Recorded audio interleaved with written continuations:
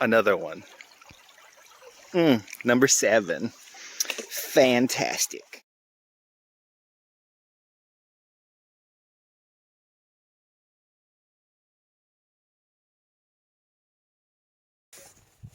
Welcome back, everyone. This is Todd with Days Adventure Outdoors. We are back in the Big South Fork National Recreation Area in Tennessee. Going to hit another trail while this weekend is going to be gorgeous. Probably the last one we have before the real winter kicks in. I think it's going to be in the 70s for the highs, and the lows are going to be in the mid 50s, I believe. Our plan currently is we're going to hit about a 10-ish mile day today. That's our plan anyways, if everything goes well. My wife joined me on this trail, on this trip, so we're going to try to just make it a really nice, enjoyable weekend. Pack is the same, the deal. The only difference is last time I done hammock, and this time we're going to go with tent just to try a different system out. That's the pack, so obviously we're trying out a little solar light we bought, a little lantern to have more light around camp itself. I don't go anywhere. They're Crocs. Crocs are important. You got to cross those creeks and stuff and don't want your shoes wet. So pretty much the same setup except for the tent, and then we have some air pads instead of the normal yoga mats. Substantially lighter pack today. I think mine's about a 20 or 21 pound pack. My wife's is probably around an 18-ish, maybe 20 until we eat some sandwiches. So 20. Probably 20. What we're doing is we're actually taking some sandwiches in with us to eat early on. But update you again probably in a little bit once we get into the trail. Show you some footage from that. It should be a blast. Should be a good trail too. The early section is what we're doing is we're actually doing the Yellow Cliff Trail. We're starting at the Trailhead, going to go up that trail till we hit, I guess it's going through Bear Pens is what it's called. It's a river, a section in the creek. We're going to hit the Yellow Cliff Trail, go all the way up to Sawmill section, down into the, I think it's Middle Creek, around to the Twin Arches, and just keep circling back around to here. Should be a great trip, but we'll update you a little bit later as we get going on. Stay tuned.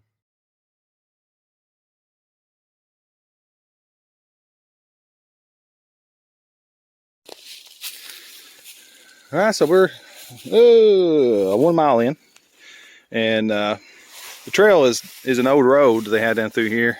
It's obviously a horse trail too, so if anybody decides to follow the same section, just keep that in mind, that the Yellow Cliff Trail is heavily horse used. So wet would not be a good time probably to come. But this little, right on the side of one of the old gates they have, is a really cool like miniature arch type deal. Probably not very safe to walk out there on it, but I mean, pretty neat little setup there. That's the cool thing about Big South Fork. There's all kinds of little arches and stuff, kind of like Red River Gorge up in Kentucky. But this is pretty neat. So we're going to keep trucking on down this trail and hopefully have more stuff to video soon. Stay tuned. All right, so we have reached the point. We crossed a big creek back there. I should have videoed it. I told my wife that we should have videoed it. It was completely throwing some rocks and trying to cross over it because it was actually pretty high for not to have been raining at all for several days, if not a week now. But we reached a point now where the Yellow Cliff Trail merges into the Laurel Fork Trail, which is what's behind me. This is a horse barricade, so that horses can't go through that easily at all. Well, they can't because of how narrow it is, but you can hike it, and there's signs there that says no horses. But we have got to go on up this hill to keep following the Yellow Cliff Trail. We're going to take it all the way up, basically to Sawmill. We were considering doing the little 3-mile loop to come on this trail here and to add on the extra 3 miles add on the extra 2 miles instead of just one at the main end. But we probably won't. We'll probably just keep going with this. So far, I mean, it's been okay. Yeah, we're on the horse trail a lot right now, so it is a little unsteady footing occasionally. But we're still making pretty good time. The creek crossings is what's been so bad. I think we crossed 3 right now, and the last one was the biggest one. So, I mean, we're outside. It's a beautiful day. Not complete seriousness. Can't complain. We're alive. We're kicking. We're not broke an ankle yet. I left my pocket knife in the truck. But other than that, everything else is great. Anyways, guys, stay tuned. All right, so we are a little over 2.5 miles in. So far, the predominant section of the trail is flat. However, at the end of that last little section, when I said we're going up that hill was about 400 foot of elevation gain, just from that one spot. And like I said, this is a horse trail still, so that hill was a little bit hard, mainly simply because of the fact that it was rutted out. But yeah, it was also straight up. It's pretty damn steep, 400 foot of elevation gain. It wasn't that it was that far, it was just all 400 foot all at one time. So we've kind of come to a junction here where I think it's where Laurel Creek actually circles all the way back around, I believe. Now Slave Falls loop is here. So give you an idea. Slave Falls loop coming back into this lovely broken down sign. Comes this road. This road is gorgeous. I mean, it's easy walking. I think for the next mile close to it, it's going to be like 45 foot elevation gain. Majority of it's going to be lost until we get into Mill Creek. Then that's pretty much flat all the way over till you get to the decision of going up the Twin Arches, or to just cut across and going over to Charit Creek Lodge. So we'll just kind of see how it goes. All right, so we made it to the 3.5 mile mark at this point. Sawmill Trailhead that way. Oh no, we're not going to Sawmill. So we are heading towards the Slave Falls, which is 3.3 miles, and I guess we're going to hit Needle Arch right down here. This Slave Falls Trail loop, well, I guess that little section was on technically, but it's been pretty good walking at this point. So we're exactly 4 miles essentially there from the Charit Creek Lodge. We're going to camp a little bit past it. That's about 8 miles total for the day is at Charit Creek. Really cool place. You should check it out on Google. You can rent some cabins or at least rooms at some of the old antique cabins and stay there. Have a really nice dinner or breakfast. Be a really cool place to go. You can also camp there normally when it ain't a pandemic, like, you know, lovely 2020. But yeah, so we'll keep trucking and we'll keep you up. So we are attempting to get to the Slave Falls to see if we can actually cut off some distance here. I believe we should be able to. There's some awesome rock formations. I got some pictures and stuff I'll interlace into the video too. But incredible rock formations. Just intricate little cuts and stuff throughout it all.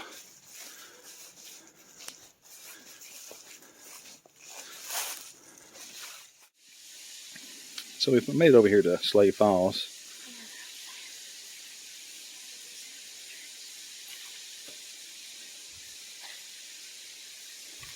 I mean, if you want to stop the video, you'll be able to read this a little bit better, but this kind of goes over how it started off as a small rock shelter and kept on getting bigger and bigger and bigger into it, and you got a giant hole in the bottom, which is essentially what's going on here.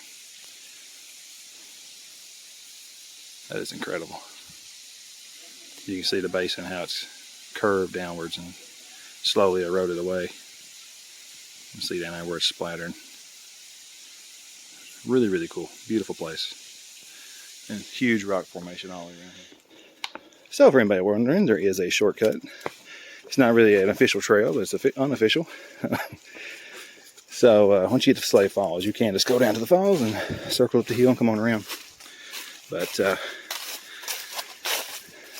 gorgeous falls. And so I have the picture somewhere between the last video and this video, I guess. But gorgeous waterfall. It's an interesting one because of the way the depression from the erosion took place. Really, really cool. And like I said, the cliff lines through here are gorgeous. I've always been a sucker for cliffs. Growing up and stuff, I loved walking around the cliff edges and, you know, deer hunting off the tops of them where you can see things so well. A real appreciation for the rock structures in Appalachia. But power on through. We're 4 miles in. Here we are again. Keeping on trucking on down towards Mill Creek. Got this little small trail to walk on where you can look down at the creek, which is absolutely gorgeous down there. It's nice and running and large and looks extremely tasty, but we got plenty of water still right now. We still got 3 liters, so we're good. We're good on water.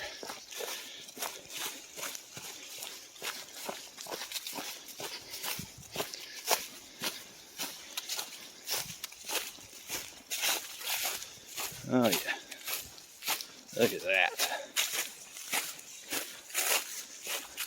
Okay, so far, we crossed the main road out there and got into this section. There is nothing that you can complain about. This is a gorgeous section.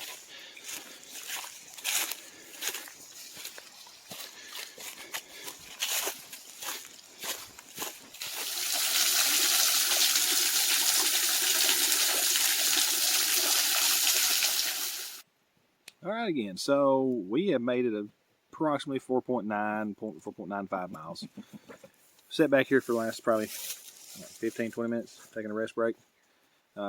We brought in some of those subs, those little 6-inch subs. We picked them up at Walmart this morning, just to have something to eat other than the rice and tuna and stuff that we'll be eating for dinner this evening, and the ramen we'll be eating tomorrow. So trying to stretch our legs a little bit, just get a little break. But like I said, it's been a gorgeous trail so far. The first part wasn't the most glorious thing in the world, but it wasn't terrible. This section's been nice just because it's back to more single track. Leaves and really not that muddy in this section. So other than back at the waterfall and then a few of the little small stream crosses. So we're going to keep on heading down Mill Creek here. We'll hit Middle Creek and then kind of figure out what we're going to do from there. If we do the loop around to the Twin Arches, I think it adds on between 2 and 3 miles. If we don't, then we'll just take the shortcut around to Charit Creek and then work our way on around to where we can find us a campsite there. We'll see. Like I said, the Twin Arches, I add on a little bit of elevation gain, but they're supposed to be pretty as well. So it'd probably be worth it if we do that. But I'll keep you updated and let you know what we do. So far, it's been about 70-some degrees, I would say, already. I don't have service, so I can't really update my weather on my watch to know what's going on with it. But it's nice, really, really nice day. So hopefully it continues with this and into tomorrow as well on our way back out of this place. Stay tuned. How's it going, guys? Again, so we have made it to the Mill Creek and the Middle Creek Junction. Just want to show you these bridges we're crossing. They're outstandingly well taken care of. I mean, fabulous. Let's check that out. So, yeah, needless to say, it's kind of one of those areas you walk towards the edges because that's where the support beams are and hope for the best.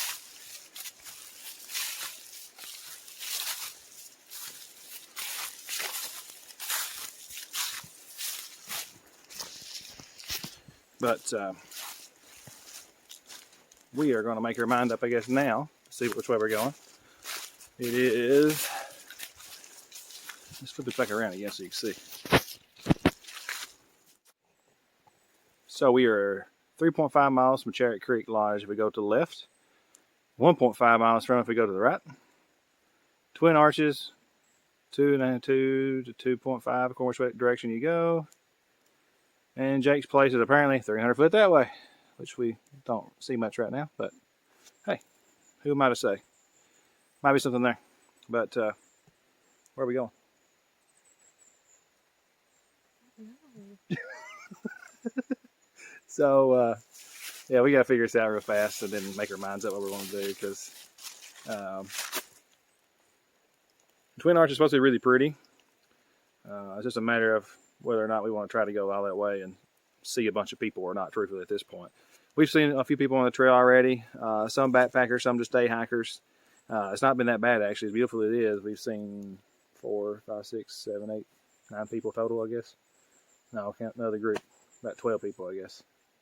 We have 13 people total, not all together, but it's not been that bad. Not as bad as I was expecting, honestly. There's actually a campsite right there. Mm-hmm. Check out the campsite. So, I kind of figured this would be a campsite down here at some point with all the interweavings of the creeks in here.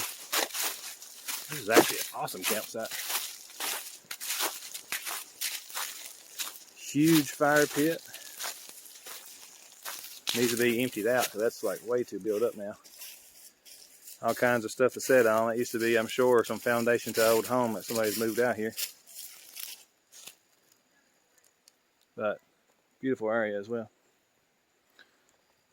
So we're gonna make our minds up and figure out where we're going. So we decided just to bypass the twin arches. We had already sit down there and got some more water, and in a short amount of time we were sitting there, saw probably a dozen or more people, probably more than a dozen people. This trail is really well used. I mean, like the leaves don't even have time to settle apparently. So instead of potentially having the issue of social distancing and stuff, we're just gonna head on the shortcut way, miss out on the twin arches for now. Probably come back and do a little day hike of the twin arch section at some point, and get to Honey Creek Trail at some point as well. Maybe next spring, later in the winter in a pretty day or something like that. But right now, it's still pretty. This is the Middle Creek, heading towards Charit Creek Lodge. We just left Jake's place. Really nice campsite there. It's just, again, it's more of a place for a whole group of people. And you can't really care if you got a whole bunch of people that joined you from the trail itself. So if you're not antisocial, it's a great one. Alright, so we are officially at the Charit Creek horse trail cutoff, or to go back to the lodge. A little bit longer loop if you go to the lodge, so we're going to go to the lodge and circle back around. We're going to be walking on a roadway here apparently, which is actually the Charit Creek horse trail. Apparently this is how they get into the lodge area. It's apparently down here. So we're just going to walk this a little bit and circle back around and try to figure out a camp spot between here and the next 3-4 miles. We got about 2 hours, and we want to stop in 2 hours at least. So we will update you either at camp, or maybe if we get close enough to Charit Creek to do a little video of it. But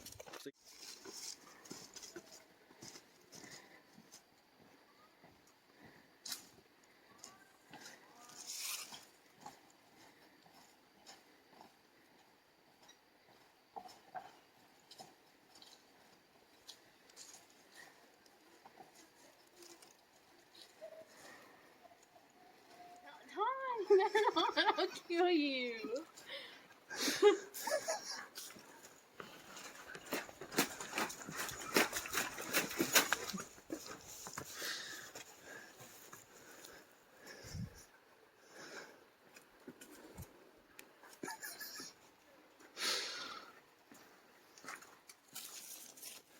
so here's going up the hill at the Fork Ridge Trail, something like that. I think it's Fork Ridge Trail. It's a switchback section. We're going from creek level to about 1,400 foot by the time we get to the top. Absolutely gorgeous in this section.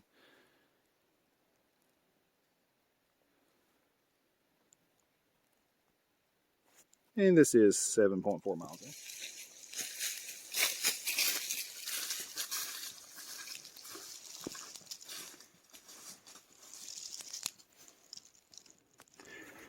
Made it to the top of the hill at Charit Creek. Again, please feel free to pause the video if you want to read all that really well.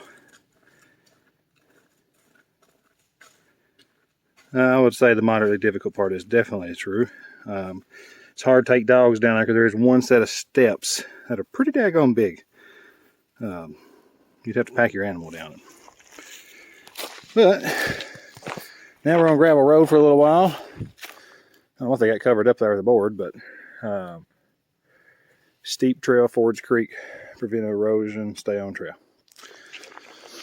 Yeah, so they're saying the whole stay on trail thing because there's like 5 million switchbacks, and they're not necessary at all. Just go up the hill. So I understand why they're saying that, but come on. You don't need 5 million switchbacks. Yeah, it might make it a little harder, but that added on way more mileage. But there's also a road here that goes all the way back down. It's a gravel road, goes all the way back down there to Charit Creek Lodge. I'm assuming that's how they actually get their supplies in there. It would make sense for it to be that. The trailhead up here, there's of course trailer parking, that kind of stuff. And here's another sign for you. There should be trailer parking up here. We already crossed this road once to go over into Mill Creek and Middle Creek both. So we've kind of come out a little further down the road, and then we're going to cut over to head back down towards Laurel Fork Trail. That'll be tomorrow. Right now we're trying to get some service so we can check on our kids. They're with the grandparents tonight and tomorrow. And then we'll pick them up tomorrow evening.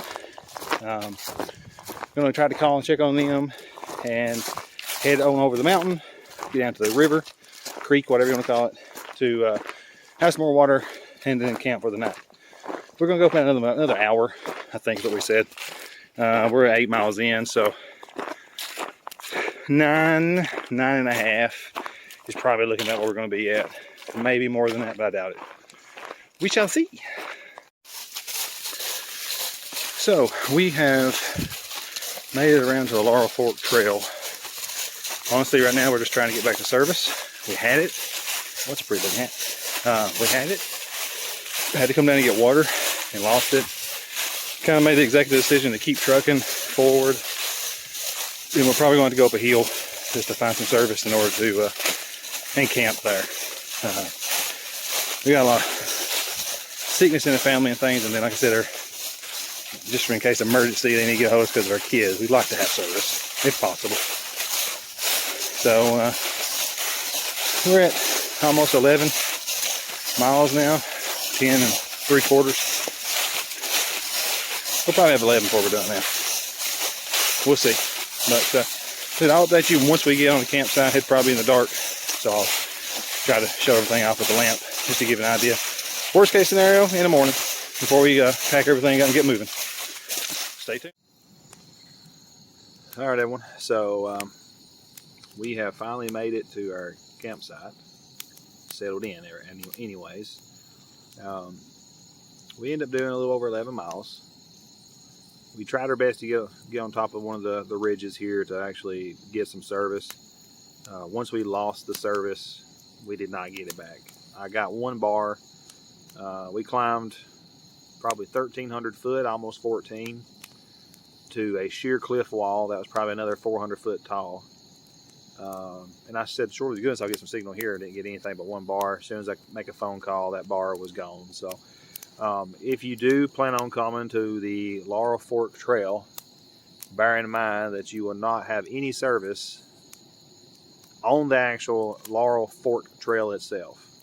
You're not going to have it. And if you want to go to the top of a mountain, you better make sure you pick via the topo map the places to go to. Find those low swags in the elevation where it goes from a high to a low to back to a high, and try to go to those spots and stay there if you need to. Well, we found us a pre-made campsite here. There's already a fire pit and stuff already here. A person already made them like a little miniature chair out of some logs and a rock too. So it's a comfortable place. We're right next to the creek, and wife's eating some rice sides right now, and I'm getting ready to fix me some as well. I've already been snacking around a little bit. We've done 11 miles, and I'm a big guy, and I end up burning about 2,400, I think it was, calories today just from hiking. So you want to make sure that you're eating plenty throughout the day, and then especially towards the end of it when you're getting ready to settle down. You want to make sure you replenish all that, as well as the water and electrolytes too. So we're going to just enjoy the fire a little bit. Like I said, we had us a pretty decent fire pit already kind of established for us here. kind of let our shoes and socks dry out a little bit. We had to do some, so that's another thing too, to make mention of this. The Laurel Fork Trail has tons of creek crossings. And there's no way to avoid getting wet. We've avoided it all day long, able to, use stepping stones. We was no longer able to do that once we got here. It was get wet. We didn't have a choice. So, we brought Crocs and sandals, so we were fine. The water was quite brisk, we'll say that. But anyways, we're going to eat and kind of enjoy the fire a little bit more, and then we're going to hang our food and go to bed. So we'll see you again in the morning. I'll actually give you a quick breakdown of what the actual campsite looks like when you can actually see something. But see you, I guess, in a few seconds. Hey, good morning, everybody. So we made it through the night. That's for sure. It wasn't the most easiest thing in the world, but we made it. Trying to finish up our coffee, and we've already had a little bit of breakfast. We had a Cliff Bar and some jerky and stuff. Got pretty dabbering cold about 4 o'clock this morning, Eastern Standard Time. I mean, it's still not cold enough to be freezing, anything like that. I mean, it's, probably upper 40s, but we're next to this creek. You kind of see it there behind me. Being next to this creek, it's obviously being around water makes it a little bit cooler. So winter months, it's best if you don't have to camp next to the river, next to the creek. And you definitely can get by with it like we did last night, but it's not the most probably advantageous thing to do. Let's put it that way. So what I want to do real quickly this morning is take the time to quickly go through our setup. Like I mentioned in just a prior section here, we were unable to get high enough on a mountain to actually be able to get service in this section, which is fine. It's no big deal. Well, we'd already checked on our family and our kids before we come down in here to let them know that we might not get service. We were still alive. So, one of these days, maybe we need to get us some kind of GPS system, like a spot system, maybe, so we can send out texts and things to people, let them know we're alive and stuff. But hey, this is just going out and having a good time. So, what we done basically, we did to bring a footprint tarp to put under our tent, and then we brought another smaller tarp as well to put over top of the tent, mainly for a little bit more darkness inside the tent, and because our tent is a cheap Ozark Trail tent. Dew settles on the sides of this sucker and gets you wet. So we wanted to try to make sure that we maybe cut off some of that, and it worked great. Got a little dampness around the bottom parts, but it wasn't bad at all. And really, the dew didn't even set in here because we're in a a pine thicket here, cedar thicket type thing. So it didn't settle too bad. I mean, the leaves aren't even that damp, but it was enough. So let me flip you around. Here's what we got working with right now. Let me, there we go. It looks kind of silly from this angle, but it's Ozark Trail. I want to say it was a 3 to 5 person tent. I cannot remember, but honestly, it fits 2 people fine. So you can see that we have our. I want to say like it's a Ventucky. I'll link it on the screen. What kind of air pad they are. My wife has her world famous sports 10-degree bag, which is fantastic for her. I have my Field and Stream 30-degree, like I showed prior video. On the top of sleeping pads, worked really good. Our mattress sleeping pads worked really, really well. Tried out that little solar powered Ozark Trail light. It actually worked really well, just to give us a little bit of light inside the tent itself at night. Like I said, the tarp on the top was really just to keep some light out and to keep some of the condensation off. I just done a little A-frame thing, so there's plenty of airflow still underneath for the rain fly itself too, so that condensation from our breath and stuff doesn't collect. Like I said, it stayed super dry, but it's more about darkness. Like I said, there's already a little pre-established fire pit here with that little seat. So now you can actually get an idea what that actually looks like better. A little seat here, but the way the wind was blowing up this ravine here, up this holler, the wind was coming from this way, blowing all the smoke right at the rock. So there's no way to sit on it if you wanted to. And this whole area has got a lot of sand in it. And the sand, obviously, put in the fire, it's going to pop and crack, and it was going everywhere. That's why we have it cleared out as big as we do, trying to protect the leaves. Obviously, you don't want to be the reason there's a wildfire. So we're going to break this sucker down, hopefully the next 20 minutes, and get out of here. We've got approximately 3 to 4 miles left. We've done a little more than we was planning on yet last night. Like I said, we've done 11 miles last night. And that's still not doing that one section we wanted to do, which is fine. No big deal at all. Like I said, right now things are having to be a little different because of the pandemic. We're just going to be safe. But yeah, stay tuned. We'll try to video a little bit more on the way out of here. We're going to have to make many more creek crossings, I'm afraid. Not looking forward to that right now with this 40-degree water and 40-degree temperatures, but it's going to be great, I'm sure. All right, so we're going to be those people that don't stay on the trail. We've decided that crossing the creek 2 and 3 times at this time in the morning is not going to happen. It doesn't make sense to cross either because there's plainly an easy trail going through here. Forestry's got the trees surveyed through here because they got orange paint on the base of a lot of the spruce or the pine, whatever you want to call it. So yeah, it doesn't make sense crossing the creek at all. I know they want you to stay on the trail, but it's not going to happen.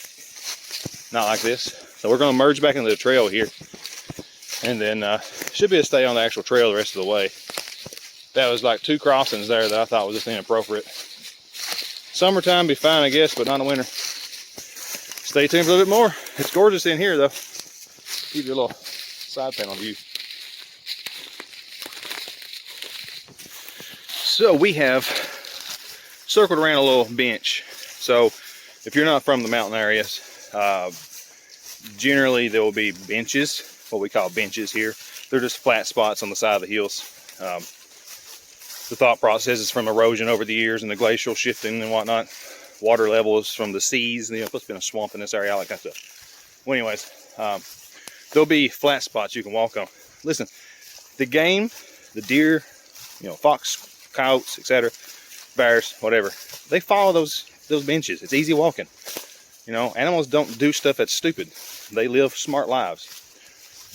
We followed the bench, followed the game trail, found some, because right now it's the deer are fixing to get into rut if they're not rutting already, which means they're breeding. So there's scrapes on the ground, there's rubs on the trees. We followed that all the way out till we got back to the trail. Found another campsite right next to where you come out of the water. So, like I said, it's a beautiful area. Flip you around, let you kind of see. Like I say, we've not trekked anything hard at all right now. I mean, other than that little bitty, a few blowdowns and stuff in that bench. But again, you follow the animals' trails and you're fine. They said you can make out the trail, but there's no blazes. So my number one complaint about this entire place: put some dadburn blazes in here. I mean, what's the deal? Come on. This is supposed to be a popular trail. I know this is the west side of it, not the east side. The east side is more closer to John Muir, but come on, this is crazy. Put some blazes in here. And get rid of the rotten bridges. My wife just reminded me of that. There's too many daggone rotten bridges, especially over there in the Charit Creek Loop and the Twin Arch Loop. That was crazy. Other than that, though, I mean, this is a gorgeous place. Summertime, springtime, when it's hot, this would be great because crossing the creek then doesn't matter. Wintertime, you may have to blaze a little bit. You shouldn't have to. These trails should be made that way instead of forcing you to cross that many creeks. But some places you don't have a choice. Like we crossed last night 2 times, you didn't have a choice, you had to. But it definitely was not necessary in all these last 2 or 3 places we walked by. But stay tuned, I'm gonna try to show you some more as we get through here. Like I said, this is absolutely a gorgeous walk. Perfect example where you absolutely have to cross. So here's our right side. There's no way to go around that hill unless you just want to billy goat it. So what we're gonna try to do is take some of these big flat rocks and toss that over there. So maybe we don't have to actually get down in our crocs. We'll see. Like I said, there are places like this you just cannot help it, which is the only negative thing about this place so far. Anyways, that's like the biggest buzzkill about wintertime. So we are sucking it up and forging to a creek. No other way around it. We tried throwing rocks. It just wasn't going to work. It was going to get wet, so I'd rather have wet legs and feet just for a little bit than have to worry about wet shoes all the way up. The wifey loves the cold water. Right there? Love that cold water, don't you? A little bit deep over here. I don't think my britchy legs are rolled up far enough. Ooh yeah. Brisk in the morning. Oh yeah, it's great stuff. Yeah, so there's a first crossing. That's great. So guess what? Look, love it. This is crossing 4, right? Well, yeah, but actually having to take the shoes off to actually forge across the stupid thing. This is at least number 4. And apparently, we get to do it a few more times. So, West Laurel Fork Trail, pretty lousy. The GPS doesn't really follow it either. I'm using Gaia GPS, and it's been perfect on every trail we've ever looked at, except for this one. For some reason, this one, no, it's not good at all. We'll see what we can get into, I guess. Coming out of that creek, we finally found the trail. They expected you to climb up this steep bank way back there, a little bit before that. That is literally the first marker we have found in 3-4 miles? 2 miles? Yeah, 2 to 3 miles. First marker, and you can tell it's so old that the tree is actually split open where it's growing. You know, the bark just gets wider and it's split apart. You wouldn't even know it's a blaze had you not seen it anywhere else along here. But we're gonna keep trucking. Guess what? Another one of these little beauties. Let's get this over with. This is a lot deeper than all the other crossings we've been at so far. I don't think I mentioned this is November the 8th today, I believe. This water just feels fantastic. He has to challenge my Wim Hof breathing method. Woo, yeah, there's a deep spot. I suggest going downstream, my bud. Oh yeah, now let the hypothermia kick in. Woo! It's happening again. Fantastic. We're talking like 2 minutes, and all of a sudden we get to do it again. Love it. Not as deep yet. Probably until we get across.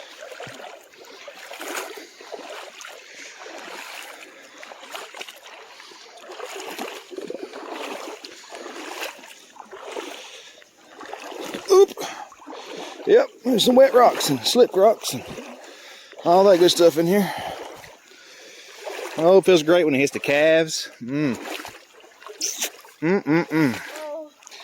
Yep. that's knee deep. Oh gosh. Yeah, that's good stuff in there. Oh. Oh yeah. Keep on coming, hypothermia. Another one. Number 7. Fantastic. We thought we was going to have to cross down there in that nice little fishing hole, essentially. Well, we could have crossed right there, I guess, and had dry land 99% of it, but oh well. We're going to follow these trails since they're so plain and obvious. It's starting to get warm now. It's great. You know, as the hypothermia kicks in, it starts feeling nice and toasty.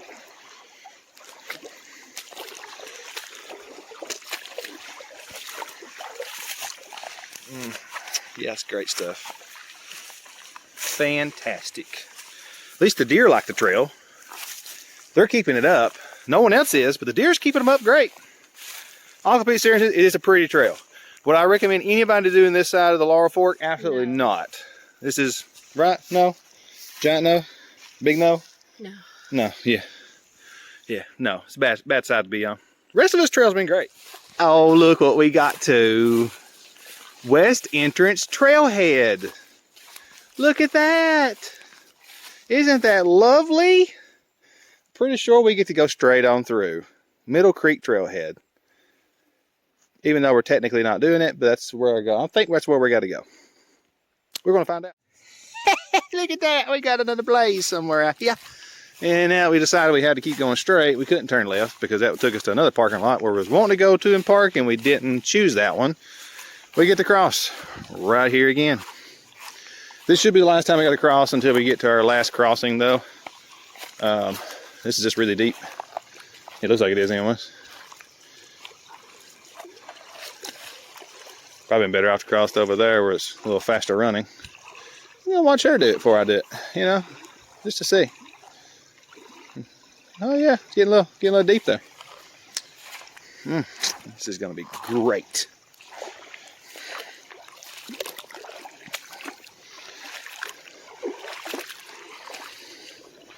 This is when you get to feel the thunder and lightning kick in when you step back out of the water. It's not like death while you're in the water, it's when you get back out of the water. That's when the pain really kicks in. You're like, hey, remember me, old friend?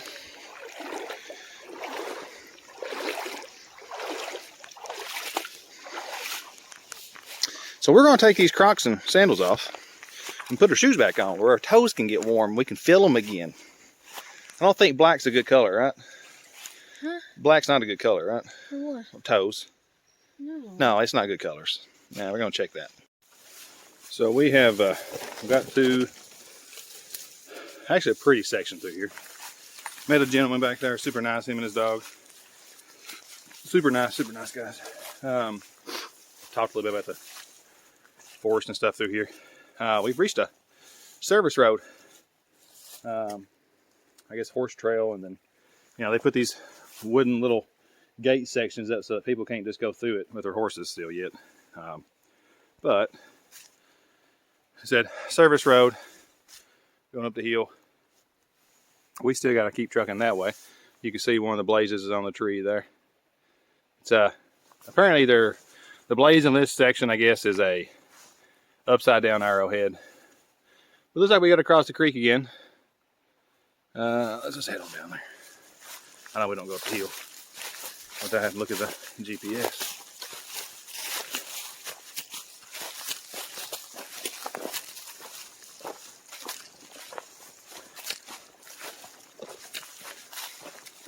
One of the good things about hiking is you'll always find people that are always nice. It's very seldom you'll find someone who's not a nice individual.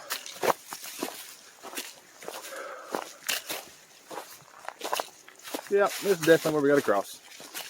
So I'm probably going to video this one. This is number 8, I think, at this point. I would really like to find somewhere we could just step across without having to get our shoes wet. Or change back into our Crocs. So I guess we'll see. So we managed to get across the creek. My wife didn't get so lucky. She ended up kind of tipping it off a rock there. It flipped with her and caused her to get in there and get wet. So she's walking around now with some wet shoes and socks. I ended up getting half a shoe wet. But this is a pure horse trail. So, recapping all this a little bit, I'm going to probably do a final review, I guess. I don't know, we'll see. But right now, the majority of this trail we've been on, yeah, it's pretty, don't get me wrong. But you ideally don't want to have to feel like you're on edge all the time because you're afraid of krilling your ankle. Most of this stuff is all horse trails. Salt Pine Ridge Trail that we own right now, horse trail. Yellow Cliff Trail, horse trail. Laurel Fork Trail is not, but good God, what we just walked through. Yeah, it's pretty, What was it? but it's not worth the trip. in my opinion. Now, if you're someone who doesn't care about foraging creeks and constantly fighting with, you know, changing shoes or just walking with wet shoes, then sure, it's fine. Go for it. It is pretty, but it's not good enough. It's not pretty enough to, like, for us probably to ever come again to this section. And again, I don't know if the east side of Laurel Fork is as pretty or as the same way. I don't know.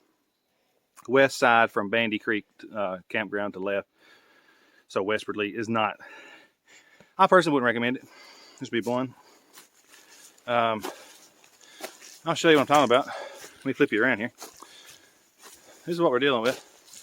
Big ravines, ridiculous amount of horse sign. You know, it's a lot of stuff that could krill your ankle.